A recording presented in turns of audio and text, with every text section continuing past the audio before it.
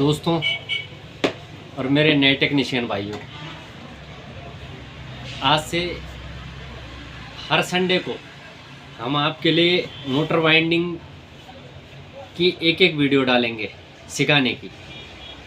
Basic कहाँ से शुरू होता है और आगे क्या क्या आता रहता है मोटरों में, मतलब हर वो मोटर आपको बनाना सिखाया जाएगा जो मोटर होती है। ऐसा तो वैसे मोटर जो वाइंडिंग का फील्ड है वो तो बहुत बड़े स्तर तक है, लेकिन जो बेसिक स्तर होता है दोस्तों, मैं कोशिश करूँगा कि हर प्रत्येक संडे को एक नई चीज़ आपको सिखाई जाएगी। दोस्तों हमारा भी काम होता है फील्ड में, हमें इतना टाइम नहीं मिल पाता है, छोटी मोटी जानकारियाँ जो होती हैं हम देते रहते हैं, लेकिन पूरे हफ्ते भर वीडियो डालते रहना ये बड़ा मुश्किल होता है, क्योंकि हमें भी कहीं पे किसी की कंप्लेंट को वो करना होता है। तो मैं और कुछ मेरे टेक्नीशियन भाइयों ने मुझे रिक्वेस्ट की है जो एसी फ्रिज की लाइन में हैं, वो चाहते हैं कि जैसे ऑफ सीजन आता है तो हमें मोटर वाइंडिंग का भी थोड़ा नॉलेज होना चाहिए, हमें मोटर वाइंडिंग करनी आनी चाहिए, ताकि हमारा साल भर का जो साल भर हमारे पास हम वो बिजी रहें, उनके पास साल भर काम रहे, पूरे साल भर काम रहे। क्योंकि एसी फ्रिज का काम क्या होता है, ज़्यादातर गर्मियों में चलता है और सर्दियों में, लेकिन मोटर वाइंडिंग तो पूरे साल भर चलता है दोस्तों। गर्मियों में पंखे, कूलर, आपका पानी की मोटरें हो, समरसीबल हो, चक्की की मोटरें हों, कोई भी मोटर आज की डेट में हर चीज़ मोटर से चलती है। तो मैं कोशिश करूंगा दोस्तों, अभी तो मैं एक संडे को पर संडे को एक वीडियो डालूंगा, लेकिन दोस्तों मेरा वीडियो डालने का, मेरे टेक्नीशियन भाइयों, वीडियो हम डालेंगे, लेकिन वो तभी सक्सेस होती है जब आप उसको प्रैक्टिस करें। जब आप उसको प्रैक्टिस करें, आपको अगर प्रैक्टिस करने में कहीं पे आपसे कोई मिस्टेक होती है तो आप कमेंट में डालें कि जी ये कैसे होता है, ये कैसे होता है। मैं जो वीडियो बना के दोस्तों आपके लिए डालूंगा उसका पूरी बारीकी से बताऊंगा ये ऐसा होता क्यों है। ये नहीं है कि देखो बना तो हर कोई लेता है, लेकिन ये क्या होता है ये, और ये किस सिद्धांत पे काम करता है, मेन इंसान को लॉजिक का पता होना जरूर, हर टेक्नीशियन को लॉजिक का जरूर पता होना चाहिए कि 4 पोल होते हैं तो क्यों होते हैं। भाई 2 पोल की अगर मोटर होती है 2800 आरपीएम की, तो वो क्यों होती है भाई? इसलिए होती है कि हमें स्पीड चाहिए होती है। 4 पोल की जो मोटर होती है उसमें अगर जिस चीज़ को ज़्यादा देर तक चलना होता है, जिन मोटरों को ज़्यादा लेट तक चलाना होता है, जैसे आपका कूलर हो गया, आपका कोई भी चीज़ें हो गई जो जिनकी टाइमिंग ज़्यादा होती है, उनके पोल बढ़ा दिए जाते हैं, ताकि अगर जैसे पानी की मोटर है दोस्तों, वो 2800 आरपीएम की होती है, 2 पोल की होती है, उसकी टाइमिंग बहुत कम होती है, 1 घंटा 2 घंटा चलना होता है, उसे सुबह से लेकर शाम तक नहीं चलना होता है। अगर वो सुबह से लेकर शाम तक चलेगी वो जल जाएगी, क्योंकि 2800 आरपीएम 2800 आरपीएम जब मोटर चलती है तो वो हीट हो जाती है। लेकिन 4 पोल की जो दोस्तों मोटर होती है उसकी रनिंग हावर ज़्यादा होती है। अगर कूलर की मोटर है तो वो कूलर अगर आपका सुबह से स्टार्ट हो गया है तो रात भर चलता रहेगा। तो जिन चीज़ों की रनिंग हावर ज़्यादा हो जाती है तो उनमें पोल बढ़ जाते हैं।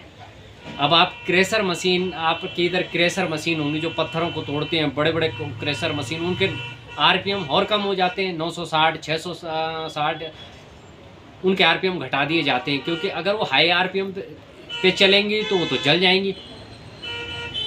तो अभी हम सबसे पहले आपको सिखाऊंगा सिंगल फेस मोटरें, मतलब सिंगल फेस जो हमारे घरेलू, हम प्रत्येक घरों में या प्रत्येक जगह जो सिंगल फेस द्वारा चलने वाली मोटरें होती हैं, जिनका इस्तेमाल ज़्यादा होता है, वो होती है सिंगल फेस। तो सबसे पहले आपको सिखाया जाएगा सिंगल फेस मोटर वाइंडिंग।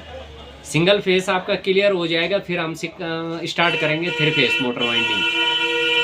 फिर क्योंकि सिंगल फेस में इतना कुछ होता है दोस्तों, क्लच होते हैं, साइंटिफिकल स्विच होते हैं, काफ़ी कुछ होता है। तो सिंगल फेस हमारा क्लियर हो जाएगा, उसके बाद हम करेंगे three phase start. Three phase में दो ही टाइप के होते हैं, स्टार और डेल्टा। थ्री फेस मोटरों में सबसे इजी होती हैं दोस्तों थ्री फेस मोटर बनानी। न तो उसमें कैपेसिटर होता है, उसमें कैपेसिटर का झंझट नहीं होता है, उसमें क्लच का झंझट नहीं होता है, उसमें सिर्फ पोल बनाने होते हैं और कनेक्शन होते हैं स्टार और डेल्टा। उन्हीं 2000 पे वो चलती है।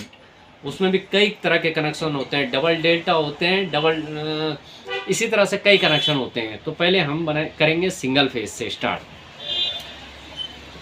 हम अपने टाइटल का नाम, हमने जो टाइटल रखा है, हमारे टाइटल का नाम इस तरह से आपको दिखेगा नहीं। अभी मैं जब आपको ये पूरा दिखाऊंगा कि हम स्टार्ट आज कैसे करेंगे। हमारा टाइटल होगा मोटर वाइंडिंग करना सीखें पहला दिन।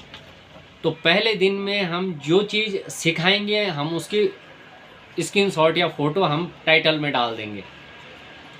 आज हम आपको पहले दिन जो मोटर वाइंडिंग की शुरुआत होती है दोस्तों, वो इससे होती है, इससे होती है और इससे होती है।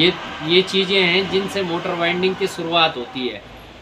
लोग आपको मोटर वाइंडिंग, आपको कूलर बनाना है, ये बनाना है, वो बनाना है, आप वो तो सब आपको देखते रहते हो, सीखते रहते हो, बट आपको यही नहीं पता है कि तार जो हमारे पास वायर होगा हमें कैसे पता। अगर SWG 30 नंबर से बनता है वॉशिंग मशीन की मोटर, लेकिन आप मार्केट से गए SWG 30 ले आए, लेकिन कभी कभी क्या होता है दोस्तों कि वहाँ पे अगर आपको किसी ने गलत तार दे दिया तो आपको अगर इसका गेज निकालना ही नहीं आएगा तो आप कैसे मोटर वाइंडिंग, मतलब कैसे मोटर बना सकते हैं। तो सबसे पहले शुरुआत है दोस्तों मोटर का वायर का गेज निकालना। तो उसके लिए आपको ये गेज मीटर, या इस तरह से ये गेज मीटर इस तरह से भी आता है, और इस तरह एक चांदा गोल टाइप का चांदे में भी आता है। तो मोटर, आज हमारा पहला दिन है तो हम आज पहले दिन में ये सीखेंगे कि मोटर वाइंडिंग में गेज मीटर को तो कैसे चलाते हैं। अगले संडे हम कोई एक मोटर लाएंगे, मतलब हम किसी भी चीज़ पर संडे को हम एक नई चीज़ बनाएंगे, एक नई मोटर बनाएंगे और छोटे से शुरुआत करेंगे दोस्तों। एकदम से आपको जाके 3 HP 4 HP की मोटर खुलवा के नहीं दिखाएंगे जी इसे बनाते हैं। पहले दिन में आपको गेज सिखाएंगे, तो दूसरे दिन आपको, और जैसे हमारे घरों में होने वाले ऑल होम अप्लायंस जो मोटरों से चलते हैं वो एक एक करके आपको सिखाए जाएंगे। मिक्सी हो गई, आपको मिक्सी की मोटर हो गई, आपके पंखे हो गए, आपका कूलर हो गया, आपको सारी चीज़ें सिखाई जाएंगी। और पर संडे को मैं एक वीडियो डालूंगा। मैं कोशिश करूंगा कि हफ्ते में 2 वीडियो डालूं, लेकिन शुरुआत हम पहले एक वीडियो से ही करते हैं। तो चलो दोस्तों, आज हम सीखते हैं कि मोटर वायर का गेज कैसे निकालें। किसी भी मोटर को बनाने से पहले उस मोटर का वायर का गेज कैसे निकालें।